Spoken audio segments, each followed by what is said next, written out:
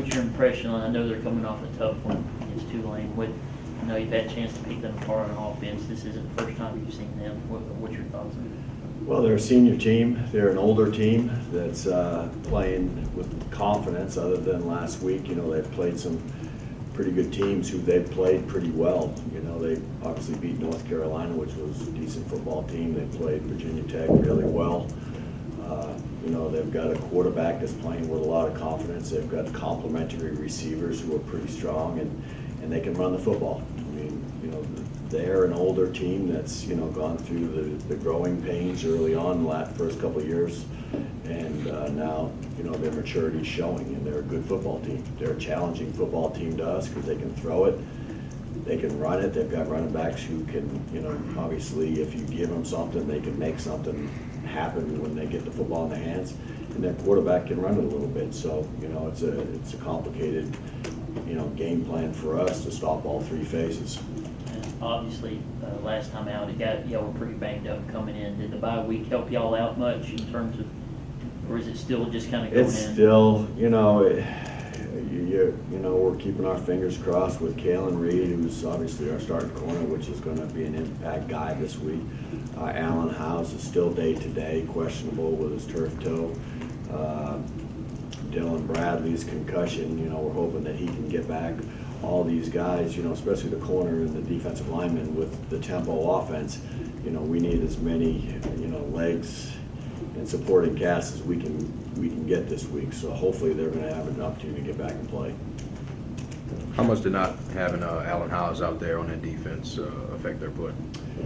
Well, losing an experienced player, hurts. We're asking a true freshman to be the Mike linebacker. And one of the things, anytime, the one thing that when you have a young player playing is the hardest thing is not so much physically he's not ready, but mentally he has to be able to handle the urgency that it takes to play at this level. And that's the thing that you grow into as you're a young player.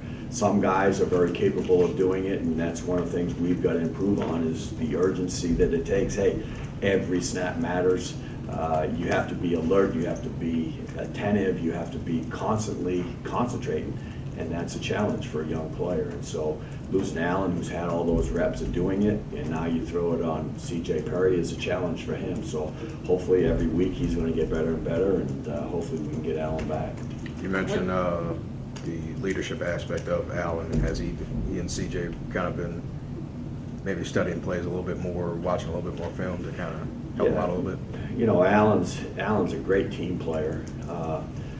He's a great person. So, he's done a lot of work with, CJ, in the film room and studying with him, as well as Dylan Reeder. They're two older guys that have, kind of really taken, Tarek Wright and CJ along with him. So, hopefully, we can get a little bit more from them. They're teaching them how to prepare, just as what, you like to think that Corey Williams and Ronnie Thornton prepared Allen, and then you got Gerald McGrath before them, and so Allen has done a really, really good job in that regards. Kind of at the midway point where you hope freshmen kind of turn into have you seen CJ and some of these other guys progress as freshmen? Yeah, no doubt. Every rep that you get, you're going to learn from and grow from, and that's where you don't like to play young players because it's a learning experience. Every mistake you make, you learn from them, and you like to hopefully you can make some of those in practice along the way, that you don't get rushed into making those mistakes. You can make them in scrimmages and things like that, but we've had to get rush some players forward, and they're growing and they're getting better, and it's tough right now, and we got to mature a lot faster than we would like to. What's the defensive tackle rotation right now? Freeman and Williams working in. Well, it's Kyrie and Will right now are the starting two, and so right now we're hoping that Dylan Bradley can make it back because he adds some quickness to us, so it would be we like to think that you have to have two starters, at each position, because with the tempo offense, we've talked about it before, you can't just play with 2 players. You've got to be willing to play a rotation of at least 3, hopefully 4, so you can keep those guys fresh, and we can continue to rush the quarterback. Because with a tempo offense, you have to be able to. You can't play. You might be able to play an 8-play drive, against a slow down defense with 2 players. But when you're going as fast as you can, it's hard for those guys to catch their breath and recoup. So you've got to be able to change on the fly and keep them fresh. Watching the Tulane game, what did y'all take from that? Obviously, East Carolina had some problems scoring early, then they kind of got back into it. What was your observance there again for the Tulane game? Well, Tulane played really hard. They're different than us schematically. They're more of a 3 down. They really blitzed them and gave them some problems. And so, hopefully, we can use some of the stuff that correlates to whatever, gave East Carolina problems. We try to translate it into what we do, but it's difficult sometimes to do something that you're not. We're not a 3-down team. We're a 4-3 team. So, yes, we'll try to get into, some things schematically that can resemble what they did. But, Tulane just really, they played hard. From your perspective, the heartbreaker a couple weeks ago and the 0-5 start, have those 2 things taken a toll, like mentally on the players or the coaching staff? No doubt. I mean, it's tough. It is hard. No matter how you look at it, when you put your heart and soul into something and it doesn't work for you, I mean, think about how you would feel yourself if you put everything you have for a straight week and you don't get the results you're looking for. So what do you got to do?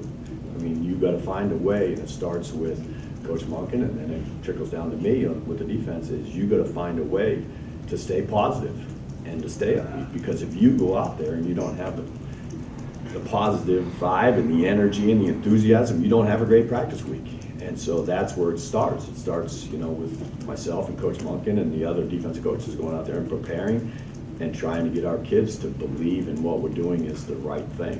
And you got to stick to what you believe in. That's the philosophy we have. And we're not wavering from what we do. And it's up to us to get it across the players and put them in the best situation as schematically that we can for them to have success.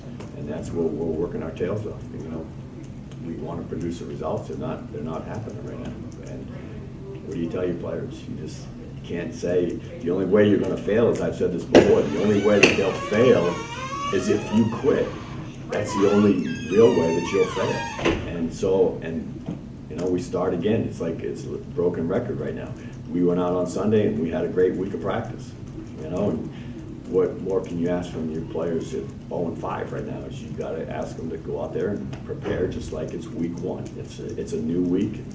You can't worry about the past. You can't turn back the hands of time. It is what it is.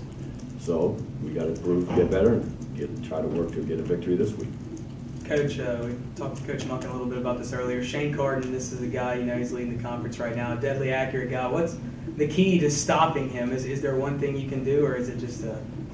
I think anytime you're playing a good passing offense, you can't let him get comfortable. That's the biggest thing, is you got to change it up enough coverage-wise, schematically. You got to get him off the spot. You can't just let him sit back there and have all day to throw the football.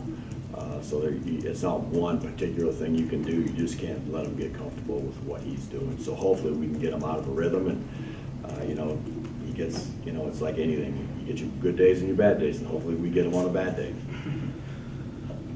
Coach, when you watch ECU on film, can you draw any comparisons to any of your other previous opponents, or are they kind of unique?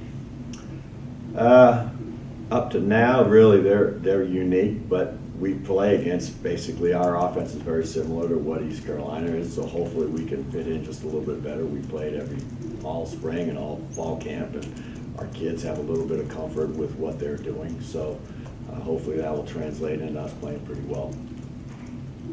Coach, you have been at Southern Miss, all total, probably more than any of the other coaches. Do you sense a rivalry with East Carolina? At one time, we were you know, you had two pretty good football teams that were always kind of in the hunt for the championship, whether it was we needed to win or they needed to win, and we could affect each other's seasons, and it was pretty competitive that way. Right now, we're just searching right now for our first win, so I would think it would be a rivalry just for us to get a win. You know, they've got, you know, bigger and better things that they're looking forward to right now. We're focused on this first week, so I'd like to think it was a rivalry, but, you know, right now we're just worried about the first win.